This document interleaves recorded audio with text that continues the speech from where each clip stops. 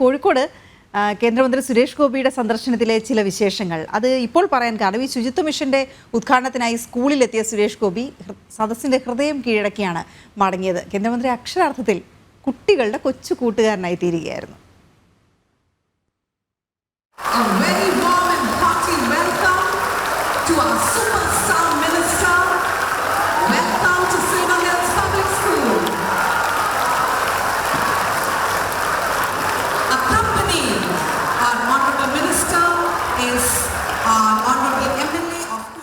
Kozhikode silver hills സ്കൂളിൽ സംഘടിപ്പിച്ച സ്വച്ഛതാ പക്വാട ക്യാമ്പയിന്റെ ഉദ്ഘാടനത്തിനായാണ് സുരേഷ് ഗോപി എത്തിയത്. തനിക്കിരിക്കാൻ ആഡംബര കസേരയ്ക്ക് പകരം സാദാ ചെയർ മതിയെന്ന് സംഘാടകർക്ക് തുടക്കത്തിലെ നിർദ്ദേശം.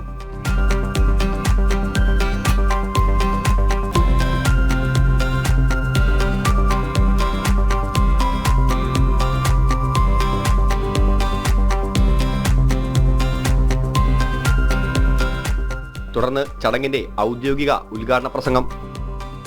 A very good afternoon to you all, especially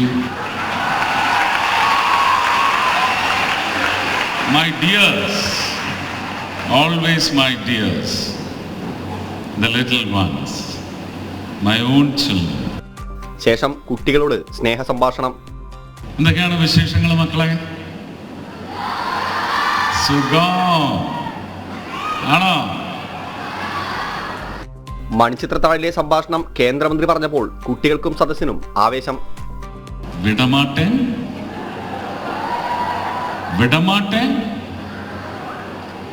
ഇന്നക്ക് Durgashtami, நான் உங்களை விட போறதில்லை. കോഴിക്കോട് ബീച്ചിന്റെ ശോചനീയാവസ്ഥ MLA സൂചിപ്പിച്ചപ്പോൾ ഒരു ദിവസം താൻ നേരിട്ട് വന്ന് പ്രശ്നം പരിഹരിക്കാൻ തയ്യാറാണെന്ന് വേദിയിൽ വെച്ച് തന്നെ പ്രഖ്യാപനം. കൂടെ കൂടാൻ തയ്യാറാണെന്ന് കുട്ടികളും. ഞാൻ ഒരു പദ്ധതി പറയട്ടെ.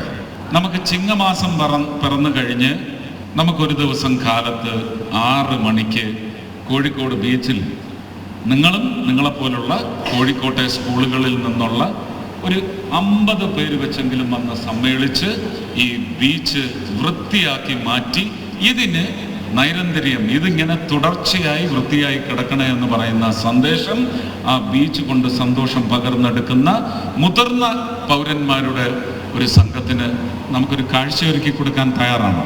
ഞാൻ വരും.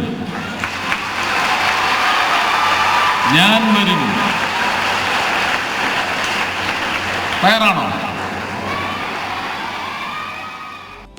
ഉദ്ഘാടനത്തിന് ശേഷം ചെടിത്തൈകളുമായി കുട്ടികൾ വേദിയിലേക്ക് കയറിയപ്പോൾ കേന്ദ്രമന്ത്രി പരിപാടിയുടെ സംഘാടകന്റെ വേഷമണിഞ്ഞു.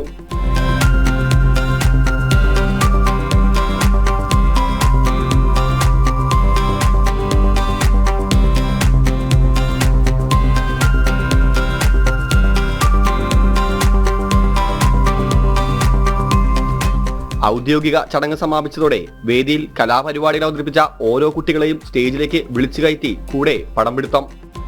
കുട്ടികൾ ആവേശത്തിന്റെ കൊടുമുടിയിൽ.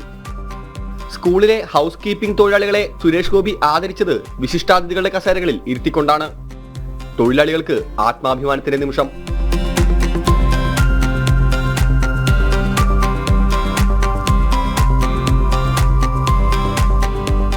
ചടങ്ങ് കഴിഞ്ഞ് മന്ത്രി തിരിച്ചു പോകാനൊരുങ്ങുമ്പോൾ കുട്ടികളുടെ ആവേശം അണമുട്ടി. ഒരു ജനപ്രതിനിധി എങ്ങനെയായിരിക്കണമെന്ന് വരും തലമുറകളെ ബോധ്യപ്പെടുത്തിക്കൊണ്ട് സുരേഷ് ഗോപി മടങ്ങി.